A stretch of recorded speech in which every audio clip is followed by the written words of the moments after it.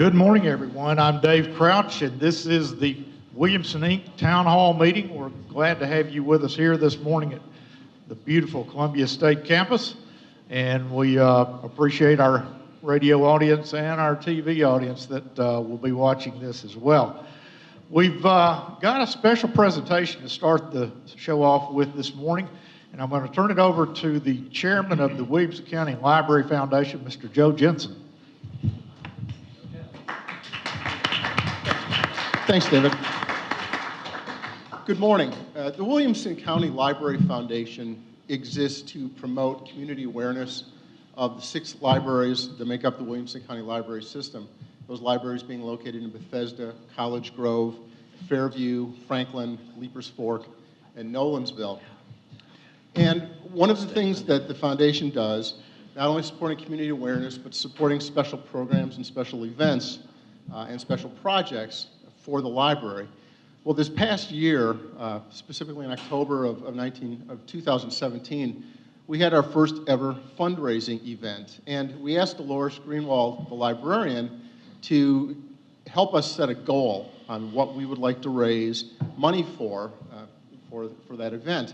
And Dolores came up with a project. She said, you know, the library could use about 30 new laptop computers. So we set our target at raising $30,000 for the first year event that we had this past October. And we thankfully, thanks due to our sponsors and due to the hard work of the board members, we raised well in excess of $30,000. And so today, what I'd like to do is, first of all, ask the board members that are present if they would come up here and join me. But also ask Dolores, the librarian, if she'd come up, and Rogers Anderson, the county mayor, if he'd come up and join us.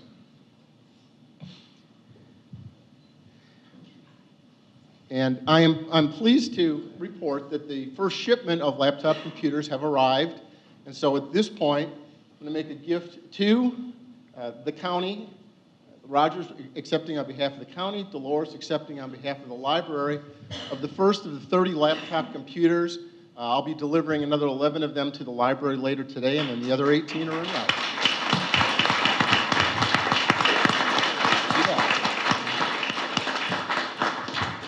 Thank you very much. Congratulations, Joe. The Chamber is very supportive of the library and all things educational, so we're happy to work some time in for that presentation this morning. Proud that you all had such a successful start. Our guests this morning are our legislative delegation that represents Williamson County, with one exception. We're missing, unfortunately, Mr. Charles Sargent, our state representative from the 61st District. He is taking another treatment for cancer this morning. Hopes to get a good report from the doctors, and will be back with us next month is the plan. So we're looking forward to having him back. Our guest here to my left is Senator Jack Johnson, representing the 23rd District and the entirety of Williamson County. The Republican Majority Leader of the House and representative of the 63rd District, Glen Casada, and Mr. Sam Whitson, the representative representing our 65th District. So, gentlemen, we're glad to have you with us. Appreciate you taking time to be here, and looking forward to having a good discussion about what's going on in Nashville. Jack, first of all, give us an update on the race for the Republican leader in the Senate. Is there any new developments there? Nothing new, I don't suppose, since last month when we were here, or when we were here last.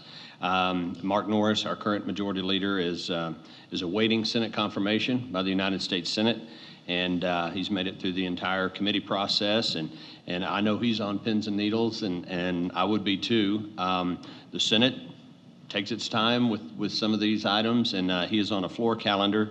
And basically it's up to the Republican leader, the majority leader of the United States Senate, Mitch McConnell, to pull him up for a confirmation vote. So it could happen next week. It could be a month from now. So it's just basically whenever Senator McConnell decides to bring him up for confirmation.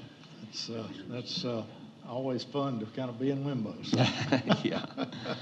Hope that goes well. Glenn, Since the Speaker of the House has announced that she will be retiring, or she is retiring to run for governor, have you announced a candidate for that job yet? Or? No, Dave. It's all hands on deck for this legislative session. We've got some really important things, and Jack's leading and Sam's leading the charge on a lot of those things. And so we're going to take care of business at hand, and then we've got elections, and then we'll see what unfolds. just like to Thank you. keep asking, though. Gentlemen, there are, lots of things going on Capitol Hill, obviously, and last month we kind of talked about the governor's priorities.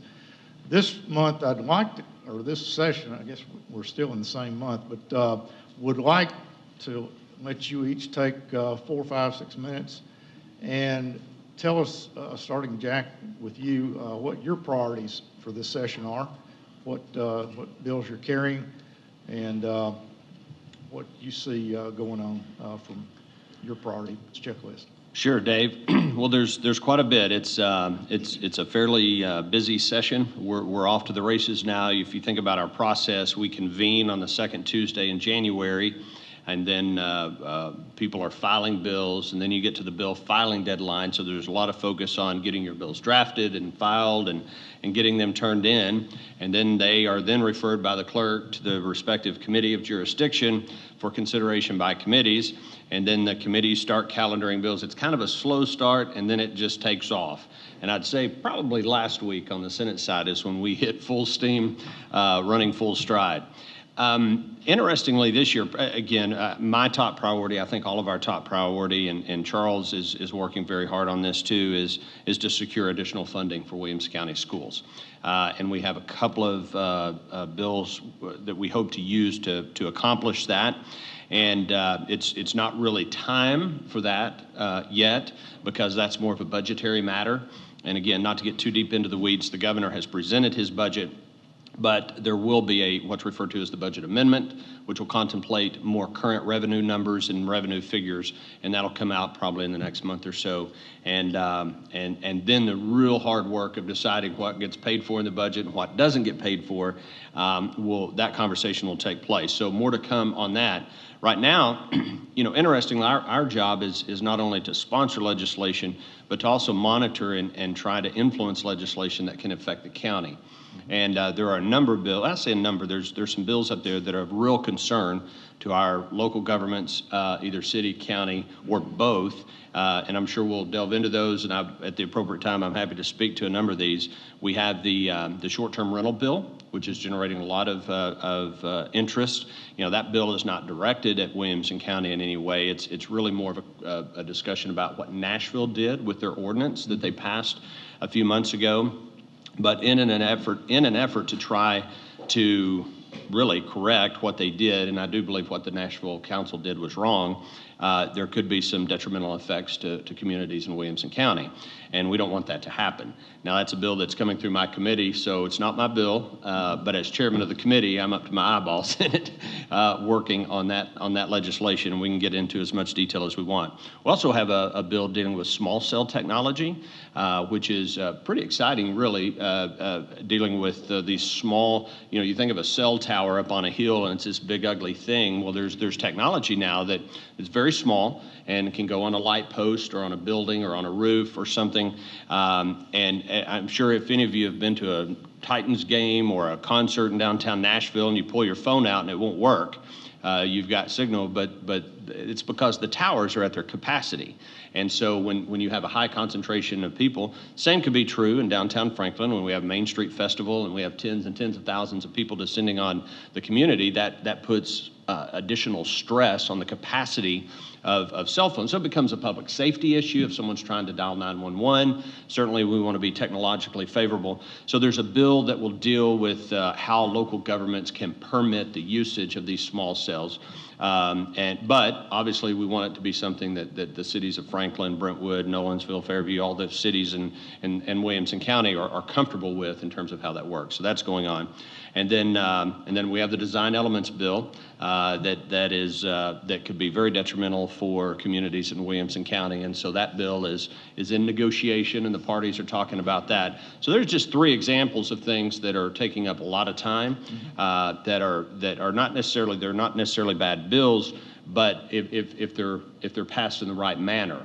You know, our job is to certainly look at what's good for the state of Tennessee, but we're elected to represent this county. Right. And so sometimes what might be good for the state might not necessarily be good for Williamson County or cities in Williamson County. So we have to work on that legislation to try to do what's good for the state, but also protect, you know, our community and our way of life here in Williamson County. And that can be a difficult tightrope balance sometimes. But so any of those issues, Dave, that you want to go take a deeper dive into, I'm happy to, and I know Glen and Sam can speak to them as well.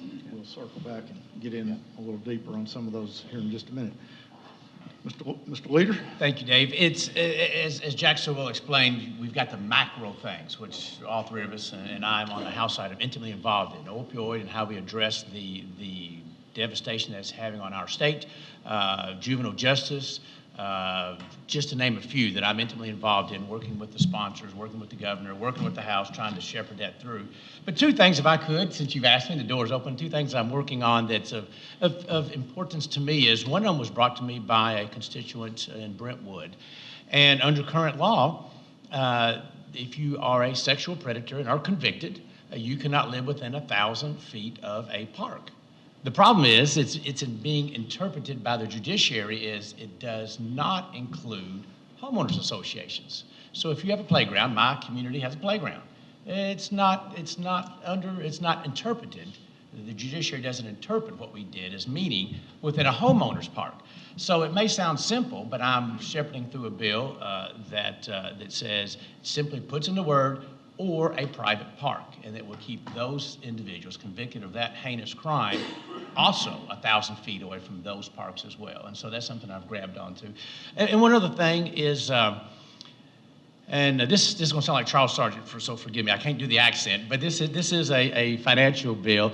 Currently, every piece of legislation that we propose has a fiscal note attached. It determines what if we implement, if it becomes law, what does it cost the state, you and I as taxpayers?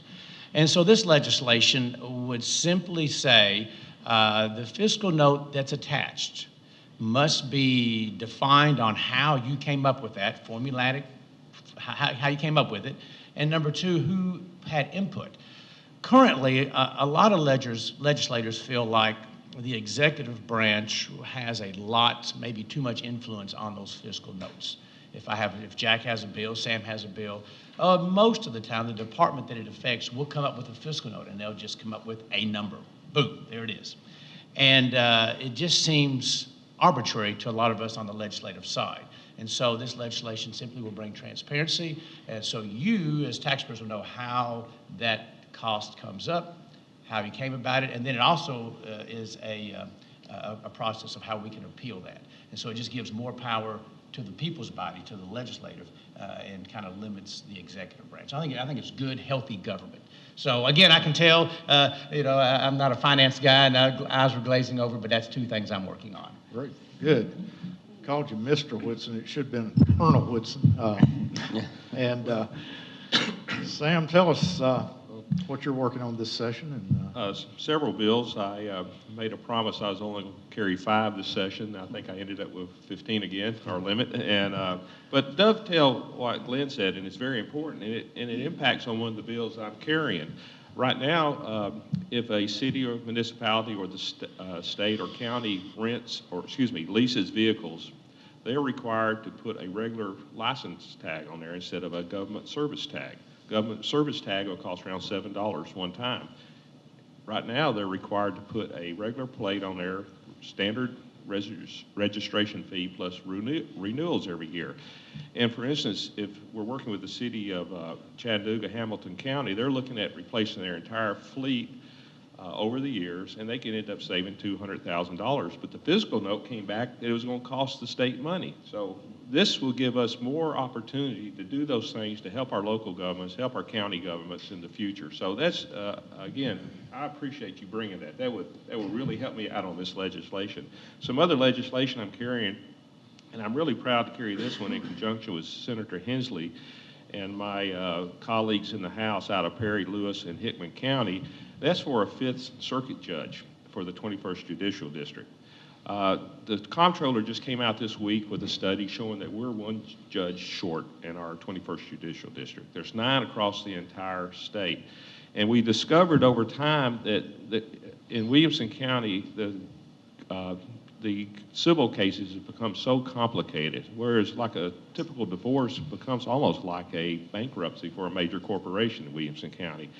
And right now, Williamson County dominates the election of judges. So what this legislation will do, create a 5th division in the 21st Judicial District, and that 5th judge will be elected out of Hickman, Lewis, and Perry County. Now, it'll have a physical note on it. It will be a fight to get it through, but also it allows representation for those counties that are part of our team here in the district, but also the judges will be allowed to cross the boundaries if there's more cases in the 5th division, then our judges from the 1st, 2nd, 3rd, and 4th division can go down there and vice versa. So we're carrying that legislation. I think that would really help. A couple other things just real quick. I'm carrying legislation to help Fairview out. Right now, they currently, their election cycle is 3 at-large, they call them commissioners, aldermen, and then 2 years later, 1 commissioner and 1 mayor. So they have requested through a resolution to change it for 2 commissioners, and then 2 years later, 2 commissioners and a mayor. Makes sense, stops the game playing down there because the top 3 vote getters get elected. So carrying that, I think that should have no problem. But I learned the lesson, though. I thought it was going to be a private act, and so did the legal department up there. And then I call it Groundhog Day, on the 1st of February, they let us know it's not a private act. So we had to get a caption bill in real quick.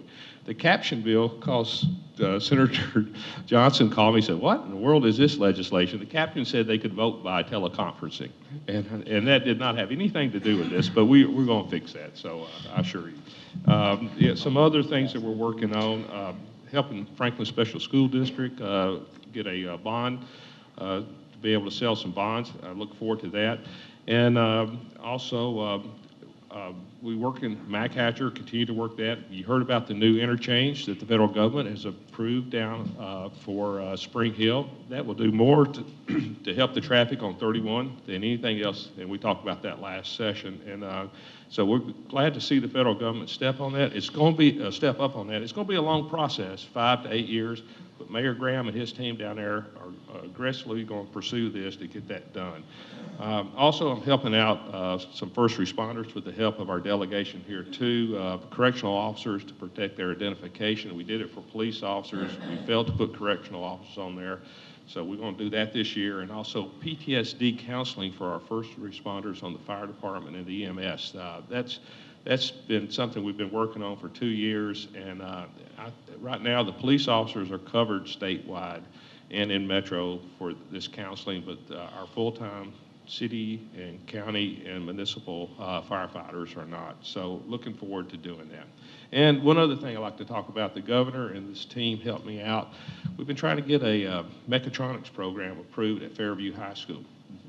There was a large note on it last year. We didn't get it through. And this will allow 40 students a year to graduate with an Associate of Applied Science degree. The county school system is set up. High school. What's that? From high school. From high school.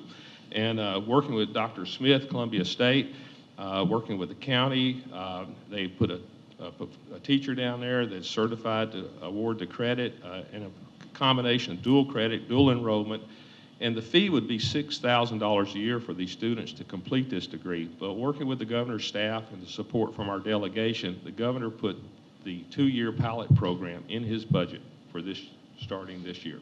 It is a great win for Fairview. And where's Dr. Smith? Is she back here? Thank you, Dr. Smith, and your team and the school system here in Williamson County. We are truly blessed.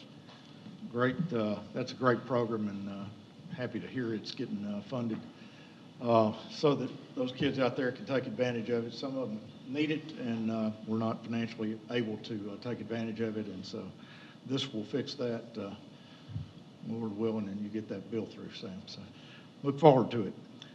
Let's circle back and talk a little bit more about the Airbnb short-term rental bill.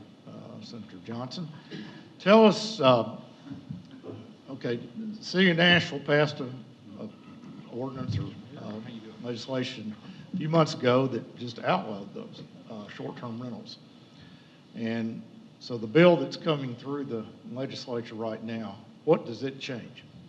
So this has been probably a 2 or 3 year saga that's kind of been going on. And first of all, you should know that Nashville, interestingly, is the 3rd largest short-term rental market in the United States. And that's due to a number of reasons. Number one, we're a big tourism area, and Nashville is, of course.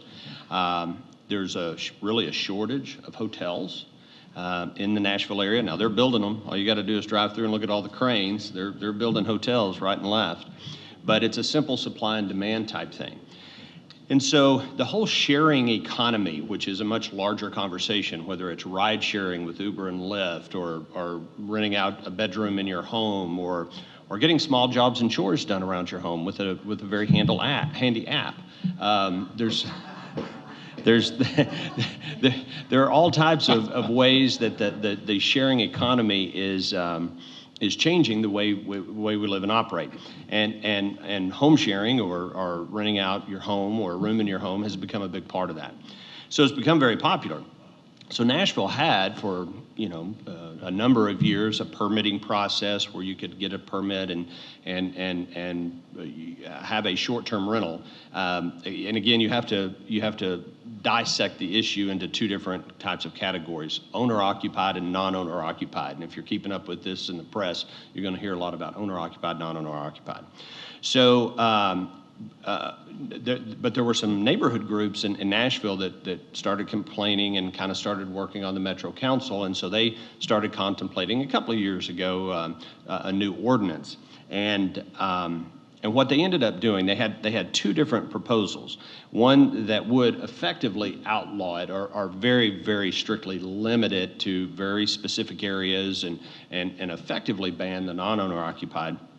There was another proposal that would allow for just very heavy regulation and making sure the bad actors are dealt with and they have their permit revoked and so forth. So this was all going on last year during our legislative session, and there was a bill to preempt all local governments from banning it, just to say we'd have a state law saying that local governments cannot ban short-term rentals. They can regulate them, but not ban them.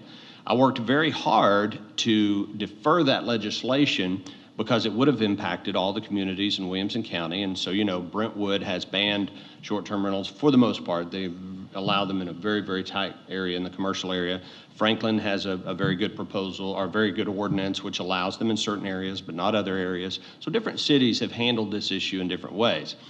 I was able to defer that legislation last year and get it pushed into this year to protect the communities in Williamson County, but also to allow Nashville and the stakeholders to hopefully negotiate and come up with some type of a reasonable compromise. And the difference is this, and this is what's really gotten the attention of lawmakers up on the Hill. If you own a short-term rental in Brentwood, it's illegal. And it's always been illegal because they ban them. They have a 90-day, you can rent your home for 90 days or more, but you can't rent your home for less than 90 days. And that has been on the books since 2009. So really even before the whole Airbnb thing really kind of took off. So there's really no defense to someone who wants to operate or owns a home to operate it in Brentwood. Similarly with Franklin. And to my knowledge, Brentwood and Franklin are the only cities who've dealt with it at this point. Others may, though, moving forward. But what Nashville did is effectively allow people to lawfully operate a business and then change their mind and come in and pass an ordinance and shut those people down. Now, there is long-standing precedent in statute and in the courts about non-conforming use, meaning if you own a gas station in an area that's in a gas station that's been there for years and years and years, and then they rezone that property to not allow gas stations, well, you can continue to operate your gas station. Now, if you ever sell the property, the next person cannot operate that gas station. But that's the protection to protect people who are lawfully operating a business. Nashville completely disregarded that and changed the rules of the game. So there are people who have made capital investments into properties or maybe they renovated their home to allow for a room that they want to rent, or maybe they inherited a house from their grandmother who passed away, and rather than sell it, they turned it into an Airbnb or short-term rental property. And they were lawfully operating, had no complaints, no issues, and Nashville comes in and says, nope, you can't do that anymore. That's the dilemma we have, and I think that is wrong. I don't think that they should be able to jerk the rug out from under people who are otherwise lawfully operating a business. That is not an issue, however, in Brentwood or Franklin. So that's the distinction we have. And so the bill that's before my committee right now, though, would preempt local governments from banning short-term rentals.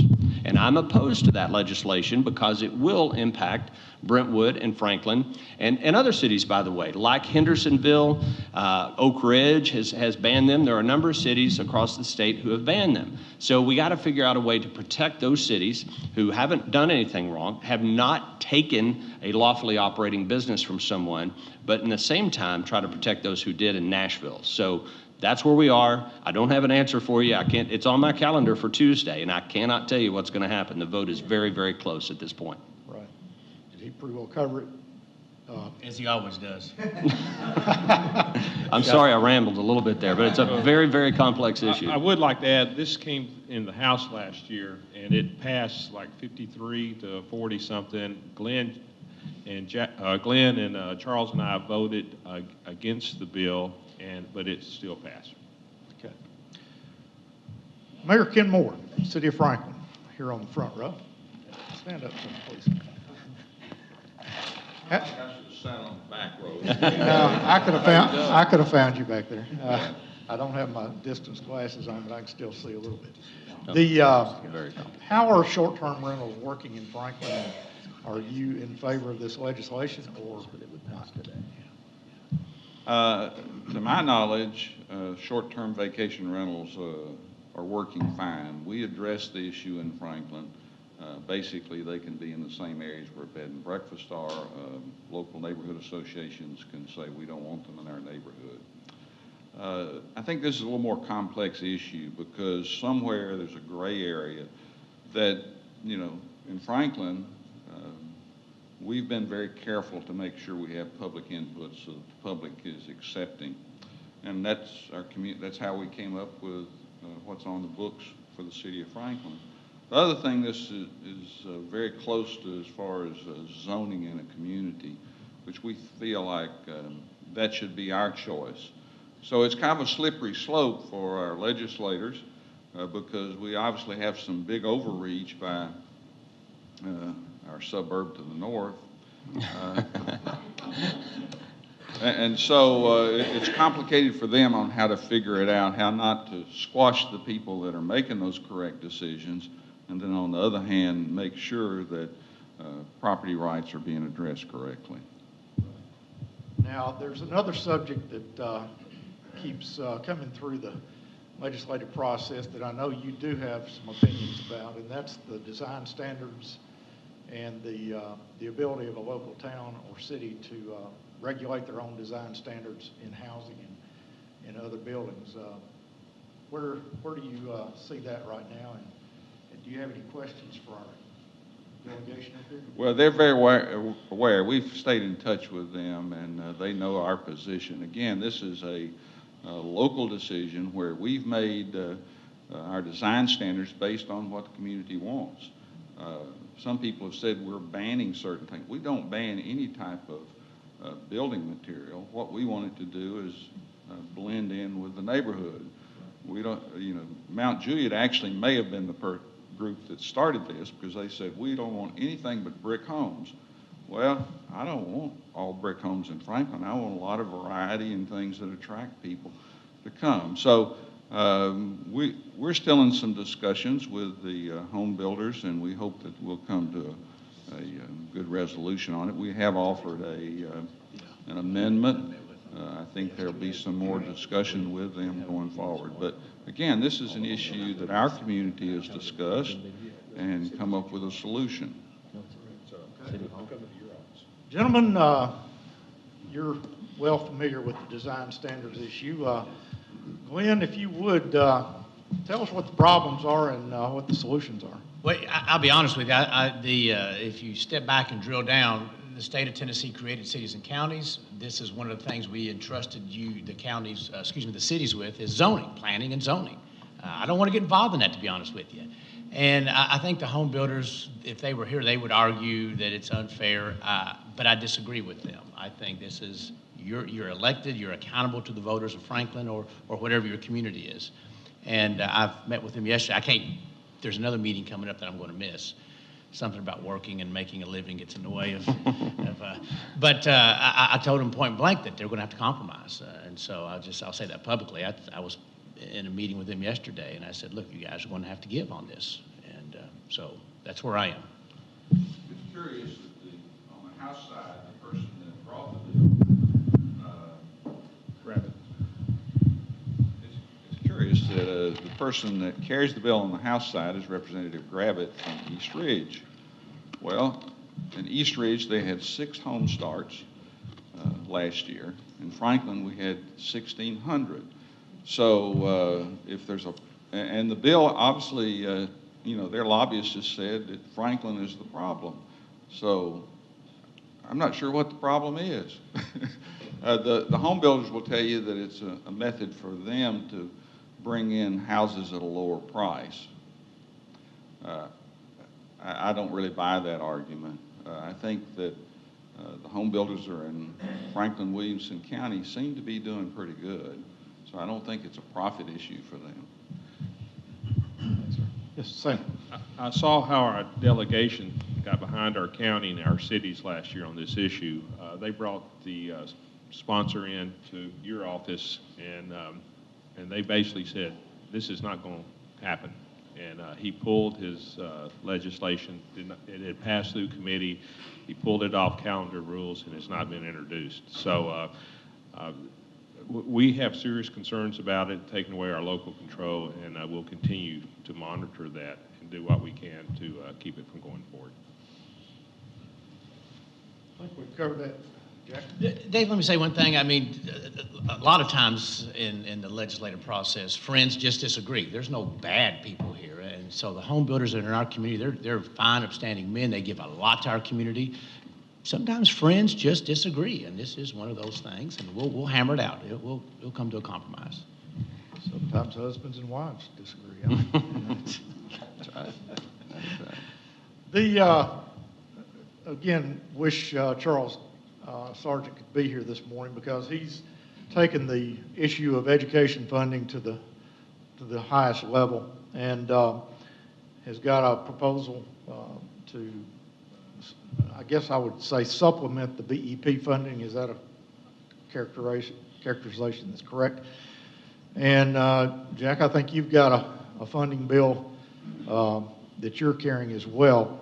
Who would like to represent Charles and kind of tell us what the education funding situation is? Let's just be clear, no one can represent Charles. Wish he could be here with us, and we're all thinking about him and praying for him. But he's doing great. He looks great, and he's got a lot of energy, and so we're happy about that and hope his prognosis continues to be good. But I will say, yes,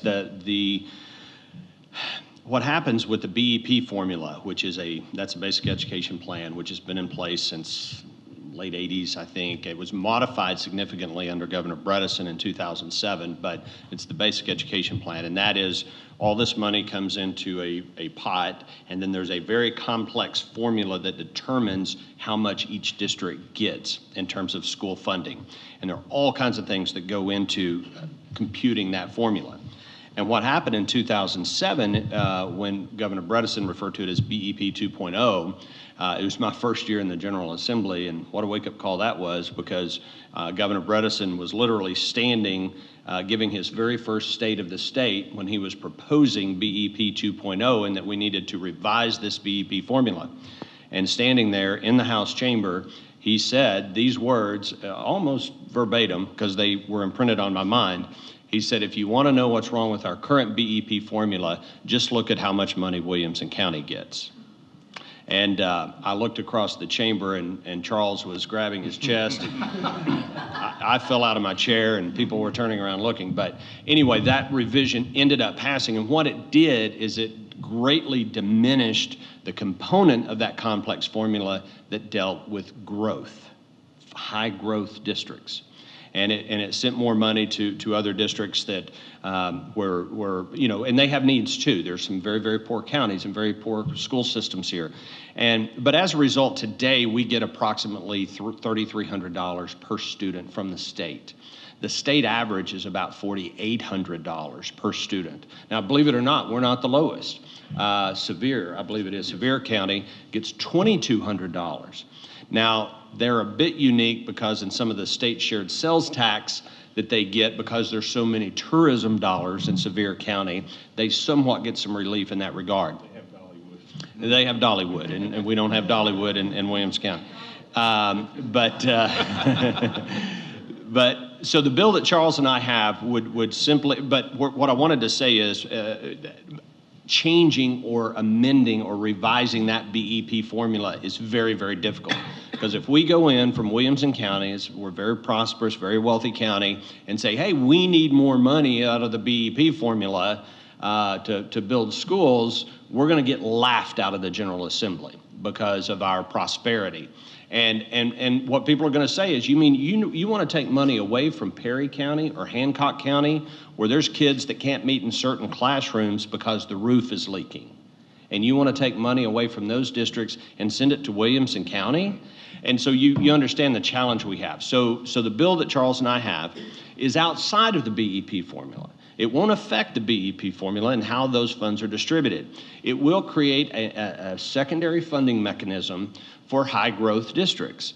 And the way Charles, and this was all Charles's idea, and it's a brilliant strategy, is to say that you will get an additional $100 per student if you meet a certain growth threshold. And I believe he said it if you grow more than, maybe it's 250 students a year, and Williamson County's growing at about 1,000, so we would easily meet that threshold, then you'll get an additional $100 per student each year until you reach 80% of the state average.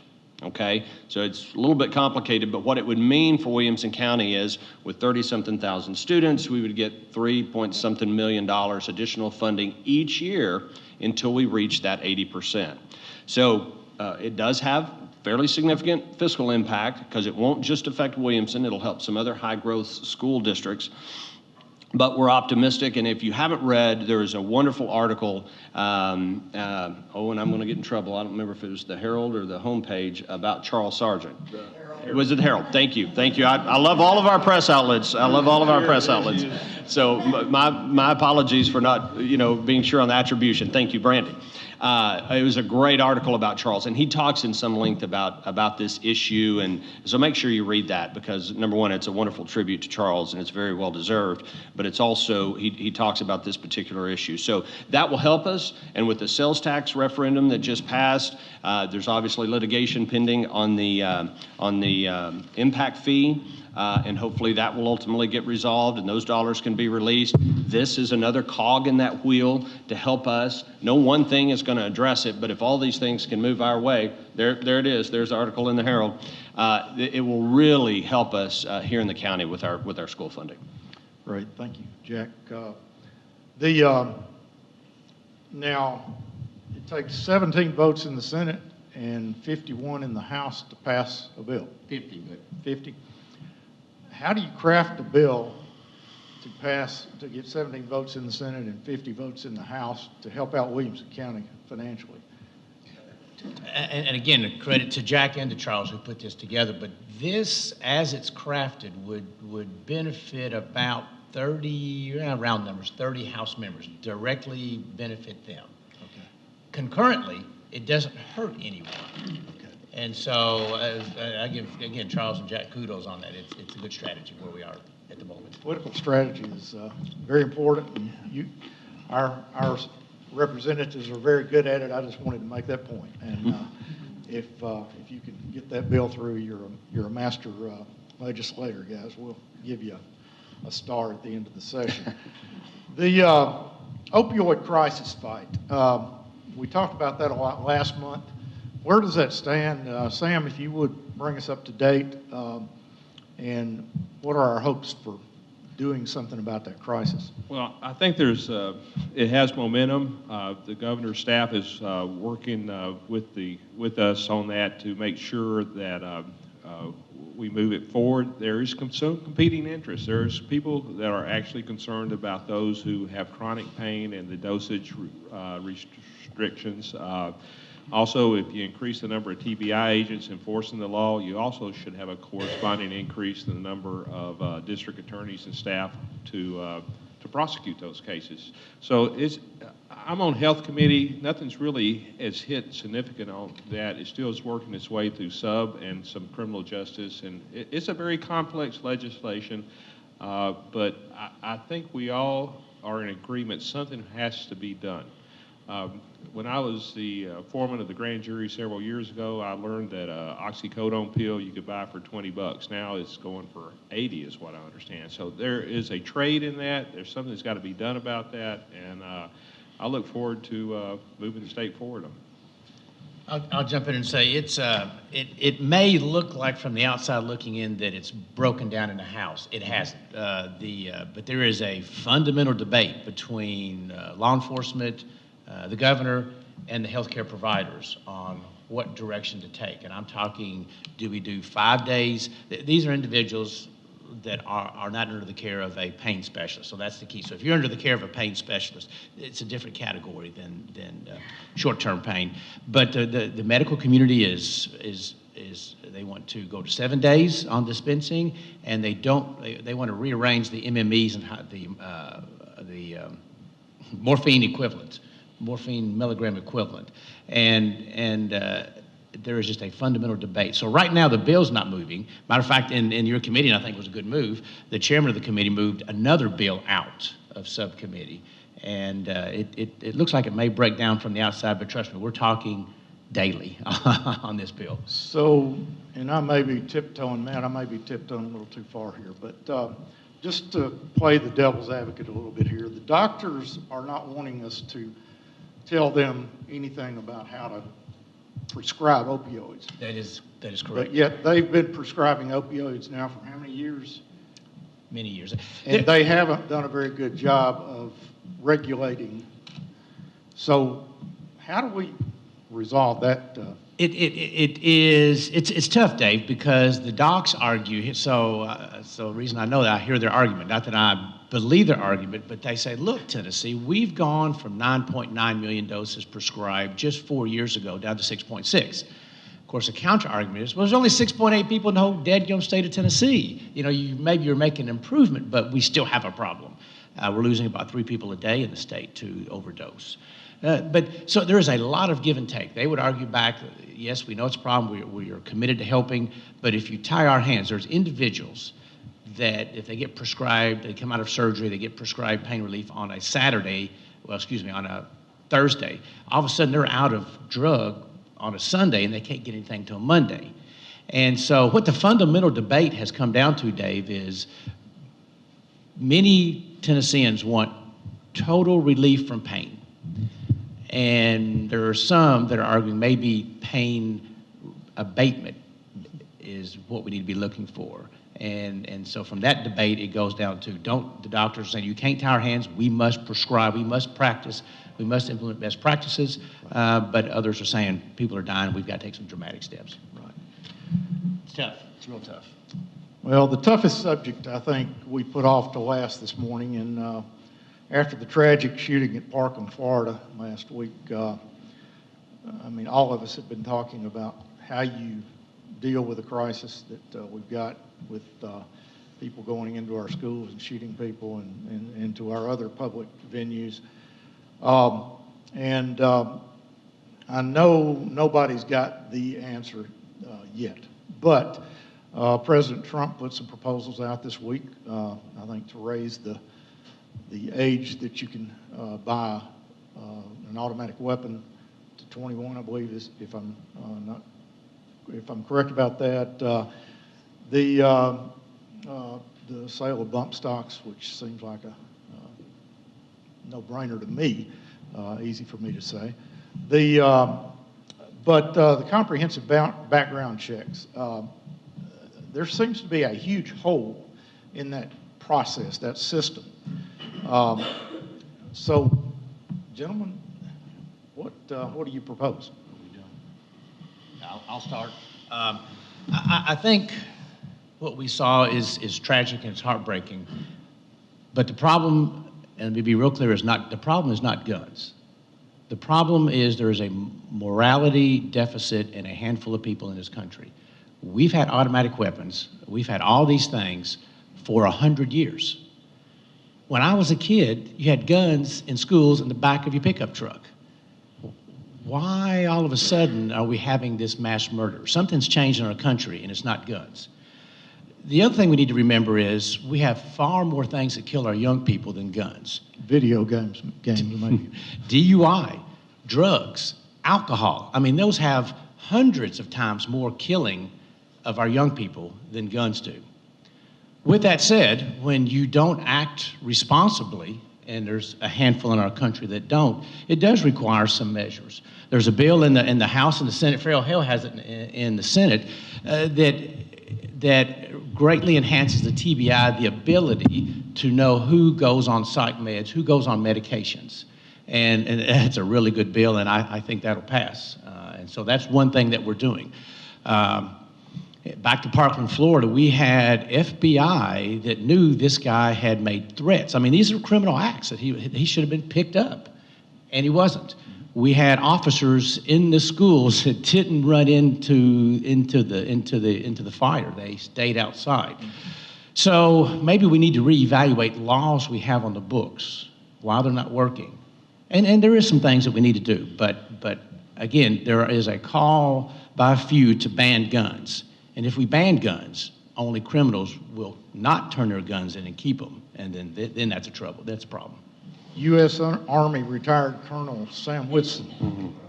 Help us out here. On the requirement for increasing the age to 21 to purchase a semi-automatic rifle, and I use the term semi-automatic rifle. I had a semi-automatic Stevens 22 when I was 12 years old. Okay. The only thing that's changed from the time of that is just this proliferation of pop culture media glorifying violence. I mean, it's absolutely incredible. But on the 21, the president's proposal to 21, some people say, well, hey, they carry weapons in the Army at 18, 19. Well, in the Army, we train those individuals how to employ those weapons, when they can employ those weapons in accordance with the law of land warfare. So that's very important to understand the distinction. We prohibit 19-year-olds, 20-year-olds from buying alcohol, and there's a reason we do that. So you look at it in that regard, I train young soldiers to use lethal force to close with and destroy the enemy, and so did Matt Williams as a Marine officer. But we understand it was done in a supervised, controlled management in accordance with the rules and regulations that we live by. So I'm glad the president has started this discussion, and I look forward to see what comes out of it. Jack? Yeah, and thank you. And I just quickly, not to be the correction monster here, but Sam touched on this, but both you and Glen used the term automatic weapon. The weapon used in Parkland was semi-automatic weapon. Automatic weapons are already illegal, effectively. It's a very, very difficult process to get that. So the weapon used, which was an AR-15, is a semi-automatic rifle. It's no different than the pistol that's in my truck right now. You just pull the trigger and it fires. And so there's lots of different versions of semi-automatic weapons that are out there. I have no objection to taking a serious look at raising the age to 21. And I think Sam and Glen both made very, very good points about that. Another thing I want to make sure that people know that we passed a few years ago after one of these incidents, and that is districts are now allowed, it's permissive, it's not required, but districts are allowed to put a policy into place that allows former law enforcement officers who are educators to have a weapon. And these are post-certified officers. There's some discussion now about arming, or permissively, again, not mandating anything, but permissively allowing districts to have former military people and perhaps go through some additional training. There's no one that's a bad analogy. There's no one thing that we can do that is going to solve this problem. It is multifaceted. It does have to do with background checks. It has to do with, accessibility to weapons and what age. And then also there has to be a protection element of this in our schools, and it is difficult. One thing I want to just plant the seed with you about, though, that and I'm not taking a position on this, but it's been brought to my attention, and I'm sure it has Glenn and Sam as well. There has been a lot of development in science, and there's been a destigmatization, is that a word? That it's been destigmatized with regards to mental illness and seeking treatment for mental illness, and that is a good thing. We know that depression is real. It is a real disease, and people suffer from various types of mental illness. And one thing I want to be careful about when we start looking at contemplation of mental illness relative to your freedoms and forfeiting your freedoms, we don't want to do anything that puts a deterrent on people being allowed to go and seek treatment for mental illness. Now, I think we can address that, and that's if someone is having a difficult time in their life and they need to seek treatment for mental illness, and they do so, and they get the help that they need, they should not be prevented for the rest of their life from owning a firearm, right? And if we have that policy, then we're going to have the exact opposite effect of what we want, and that is for people who need treatment to go and seek it. Now, for those that are determined to be, and it's not my word, this is a word that seems a bit offensive, but it's a word that's used in the press, mentally defective. That's, I guess, a clinical term that is used out there.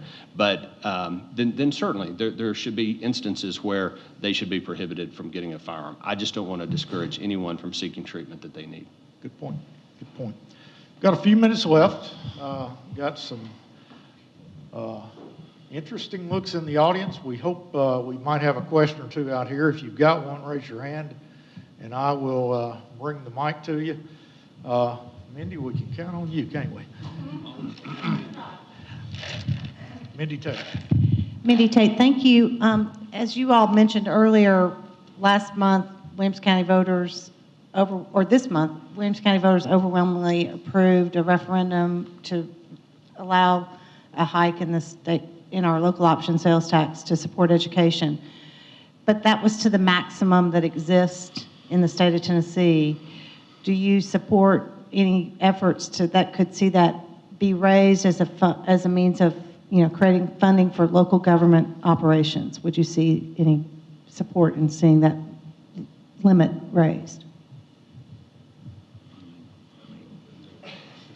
I don't see it passing in the legislature. It's good that it's where it is today. So it was good that the people of Tennessee did it to fund education, but with taxes, the more you increase, the more you decrease business activity, the less revenue you'll actually bring into the treasury, if you will. And so we've got to be very careful that we don't overtax, that we don't overtax you. And our efforts on the F&E tax to make it a single sales factor, we feel it will increase the amount of revenue coming in without raising taxes. So that's the positive side of the F&E legislation we passed last year. And I think Glenn is exactly right. I think that the state maximum now is 9.75, and I think getting 2 digits on the left side of the dot is going to be a significant deterrent, meaning taking it to 10%, which would be the next logical level. And so I don't think that's a viable option. And let me say too, so I'm going to brag a little bit, but Tennessee is the best improving state in the union on test scores. I'm interested in outcomes. So as business people, you put capital and effort into an endeavor. So what does it produce? Let me tell you what it's producing. You're living in a state that's the highest increasing in test scores in the nation. And we are gone from 47th in every category to as high as 17th in third grade reading. So the governor's leadership of rigorous testing, accountability is working. So let's continue what we're doing. We want educated children is what we want, and that's what we're producing for the citizens of the state. No curious people this morning. That's okay. We've covered a lot of territory, and I hope you all have time to stick around.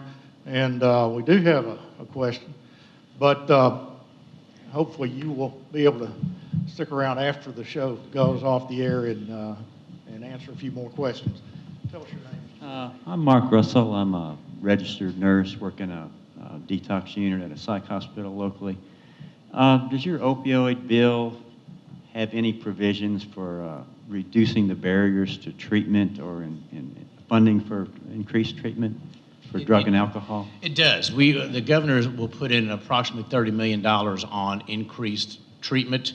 The criticism, that's not enough money, but Washington, D.C. identifies a problem, just throws money at it with no infrastructure in place, no policy or procedure on how to address those that want to be helped, and graft them in.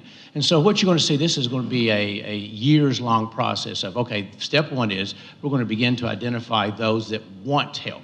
If you're addicted to opioids and you don't want help, we can't enable you. But if you want help, there is programs in place adequately funded to help those that want to help themselves. One more question. I'm Don Klein. This is related to the vote on the sales tax increase, but maybe a different perspective on it. I'm thrilled with the outcome, but I'm very disappointed in the number of voters. I mean, the decision was made, 6%-ish total vote. So the decision is made by between 3 and 4% of registered voters. And my guess is that there's a lot of people of voting age who are not registered in Williamson County. Any thoughts on what we might be able to do to increase both the number of registered voters and participation in elections? I'll also add that both my father and stepfather and my son serve in the military. Folks like that protect our right to do this, and it's shameful to me that we don't participate more. Any thoughts? You know, that's a dilemma that any of us who've been around and in politics for any length of time, we struggle with all the time. And, you know, really, where do we get the highest turnout? We get the highest turnout in a November presidential election. And I understand how much oxygen national politics sucks out of the room, but I will tell you that what your city council and your county commission, the authority they have is significantly greater over your day-to-day life than the President of the United States. And so really it's an inverse relationship. People will come out to vote for president, and I'm not saying the president is unimportant, but really your school board, your city government, your county government, your state government, it's an inverse relationship and voter turnout relative to the impact that people have on your lives. So it is frustrating. All I know to do is my daughter turned 18. We took her down to register her to vote the other day on her birth date, and we're trying to instill that. Now the question is whether or not she'll vote for her dad, and I'm not sure. But we did take her down and get her registered, and she's going to vote for Sam. She loves Sam. I don't, you know, it's. But it's education, and believe it or not, Williamson County is higher than some other counties because we have a more engaged electorate and population. So I don't know what the answer is, but it should be just the opposite of how it is. We're almost out of time, and speaking of local elections, we've got elections coming in August, I think it is. In May. May, excuse me. April 11th, early voting. Swift there. But we've got several candidates in the audience. We've got several incumbents in the audience. And if you would stand up if you're a candidate for an election in the upcoming races. Or raise your hand. Or, yeah, raise your hand. If you're in the back. I don't know you all, so I'm not going to try to name names. But just so the audience understands that our mayor is running for re-election, Rogers Anderson, I will acknowledge you, Rogers. Appreciate you being here. And if you haven't gotten to know these gentlemen and ladies, get to know them. It takes a lot of guts to do this, and we appreciate your getting out there and presenting yourself to the public to possibly represent us. See Brandy Blanton, of course, the Mayor Franklin with us, and back there, Miss Ann. Peterson is with us, both of them aldermen for the city of Franklin. We appreciate y'all being with us. The chamber enjoys providing this forum to allow us all to kind of bring the state business home to Franklin and Williamson County and kind of understand better how it does affect us, Jack. And we hope that this show accomplishes that to some degree. We appreciate your attendance here this morning. Appreciate Vanderbilt and AT&T for financially contributing to the effort here. I'll take a bow for Aspen Grove Asset Management for underwriting the radio broadcast of it. And just appreciate the chamber staff. Kel McDowell is our new I can't even remember his title, but Public Affairs Director, I believe it is. And he's a real detail-oriented guy, and I really appreciate it. And Griffin's there with him, and Matt, you pulled a good team together, and we appreciate the support there. Don't want to miss Creed and Heather for putting this TV show together. You make us look good every month. And of course, Dr. Janet Smith, who was here, and Dr. Shauna Jackson, providing the facility for us here. Beautiful facility, and we appreciate it. Just hope you'll be back with us on March 30th. We will be back here and hopefully give you an update on progress in Nashville. Thank you very much.